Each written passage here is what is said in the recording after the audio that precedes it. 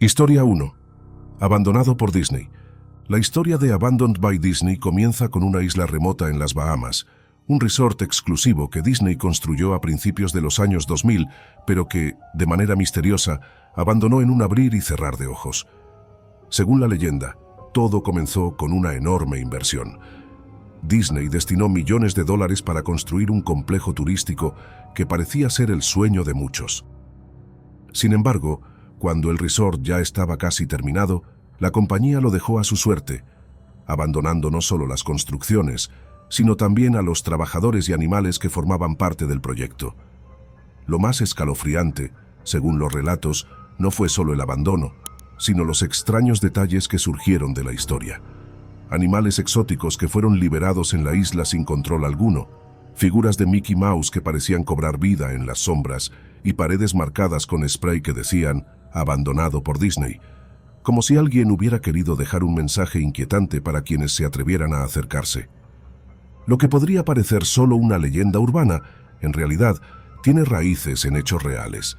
Entre 1974 y 1999, Disney gestionó un resort en Discovery Island, Florida, un lugar que, al igual que el resort de las Bahamas, comenzó como una promesa de paraíso. La isla estaba dedicada al entretenimiento, con animales exóticos y recorridos naturales, pero misteriosamente fue cerrada en 1999. Nadie supo por qué. Según los informes, la isla pasó a ser parte de los terrenos de Disney's Animal Kingdom, y desde su cierre, la isla quedó abandonada, dejando atrás una serie de estructuras deterioradas, incluyendo casas de animales que fueron engullidas por el paso del tiempo. Lo más inquietante llegó años después, cuando los exploradores urbanos se aventuraron a la isla y descubrieron algo mucho más extraño que los recuerdos de un parque olvidado. Luces encendidas, animales muertos y un aire surrealista que hacía sentir que la isla, a pesar de estar deshabitada, aún respiraba.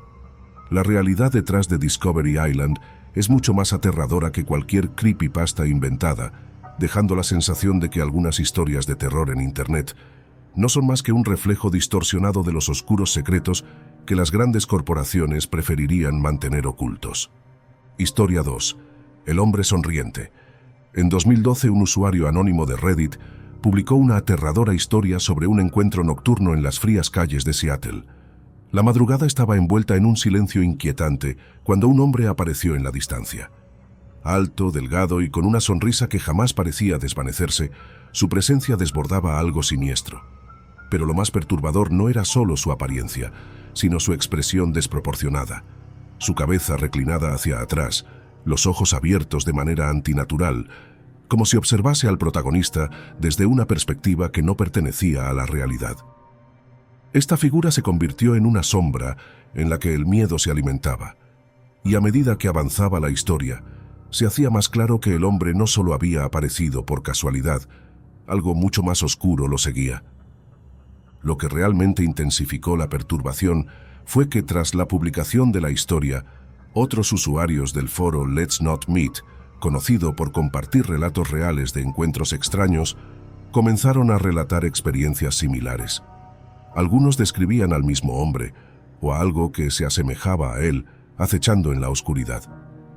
Aunque algunos dudan de la veracidad de estos relatos, los detalles precisos y la naturaleza inquietante de las historias dejan una sensación persistente. Quizás no era solo un hombre, sino una presencia siniestra que acechaba en las sombras de la ciudad. Final del formulario. Historia 3. Los asesinatos de Alicia. En Japón, entre 1999 y 2005, circuló una leyenda urbana que hablaba de un asesino en serie que dejaba una carta de tarot en las escenas del crimen, con el nombre Alicia escrito en sangre. Este asesino no elegía a sus víctimas por motivos evidentes, sino de manera completamente aleatoria, lo que aumentaba la sensación de caos y terror en la población. La historia tomaba giros aún más oscuros, pues las muertes no eran simples asesinatos. Se describían como rituales macabros, donde las víctimas caían de formas inusuales y los naipes, especialmente la carta que llevaba el nombre de Alicia, se convirtieron en símbolos siniestros que desbordaban el imaginario colectivo. Con el paso del tiempo, esta leyenda urbana se fue distorsionando y tomando vida propia en Internet, convirtiéndose en una creepypasta que sembraba miedo en quienes la leían. Sin embargo, detrás de esta historia hay una verdad mucho más escalofriante. En 2003, un hombre llamado Alfredo Galán Setillo, un exmilitar convertido en asesino, desató una serie de crímenes en Madrid, España. Al igual que el asesino de las cartas de tarot de la leyenda japonesa, Galán seleccionaba a sus víctimas sin motivo aparente y dejaba un naipe en cada escena del crimen. El paralelismo entre los asesinatos reales y la historia ficticia de Los asesinatos de Alicia es espeluznante. Alfredo Galán, conocido en los medios como el asesino de las cartas, fue arrestado tras un rastro de muertes al azar que desataron una ola de pánico en la capital española. Las víctimas caían sin un patrón claro, y la macabra costumbre de dejar las cartas del tarot se convirtió en su firma personal. Tras ser detenido, Galán fue condenado a 142 años de prisión por sus crímenes, aunque muchos aún se preguntan qué lo motivó a seguir esa senda de muerte. Los detalles de la vida real y las atrocidades cometidas por Galán, sumados a la leyenda que inspiró la creepypasta, hacen que la historia de Los asesinatos de Alicia sea aún más inquietante. La conexión entre lo real y lo ficticio se disuelve en un abismo de terror y confusión, haciendo que incluso las historias inventadas sobre asesinos y tarot encuentren su base en la crudeza de la realidad. Historia 4. El Doppelganger. La última historia nos habla de un niño llamado Trey, quien vivía con su familia en una tranquila localidad de Tennessee. Una noche su padre, Henry, lo alertó con una severidad inusual. «No abras la puerta a nadie, ni siquiera a mí ni a tu madre», le dijo, con un brillo extraño en sus ojos. El motivo era inquietante. Su compañero de trabajo había desaparecido sin dejar rastro. Había algo en el aire esa noche, una sensación pesada de que algo no estaba bien, aunque Trey no lo entendiera del todo. Esa misma noche, mientras Trey se encontraba en su habitación, escuchó una voz que le resultaba extrañamente familiar. Era la voz de su padre pidiendo, o más bien suplicando, que lo dejara entrar por la ventana.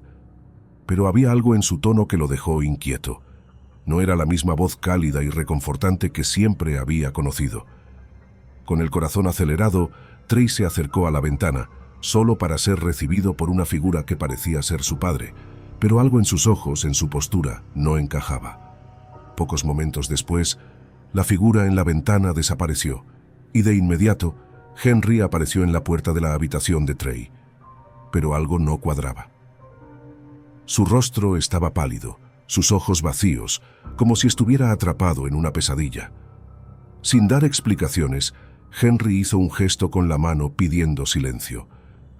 Fue en ese instante cuando Trey lo comprendió, con horror. La persona que había estado fuera de la ventana no era su padre, sino una entidad que se hacía pasar por él.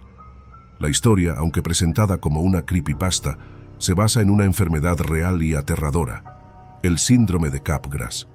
Este trastorno psiquiátrico provoca que una persona crea que sus seres queridos han sido reemplazados por impostores. Los afectados suelen mostrar conductas violentas, ya que al sentir que están siendo engañados por alguien cercano, se desencadena un profundo malestar emocional y psicológico. En algunos casos extremos, las víctimas han llegado a atacar a aquellos que consideran falsos. Aunque el relato de Trey sea ficticio, la realidad detrás del síndrome añade un matiz espeluznante que convierte esta historia en una pesadilla aún más cercana a la vida real. El miedo a ser reemplazado por un impostor, una sombra que se oculta en la gente que más amamos, es tan aterrador como cualquier monstruo. Quizás, después de todo, lo único más escalofriante que las historias de terror en Internet son las que realmente suceden en el mundo real. ¿Te atreverías a mirar más allá de la superficie? Si este relato les heló la sangre, imaginen lo que viene después. Suscríbanse para seguir explorando los rincones más oscuros del misterio. Activen la campanita para que sean notificados antes de que sea demasiado tarde. Y compartan este video con alguien que crea estar a salvo, porque nos veremos en el próximo video, si es que sobreviven.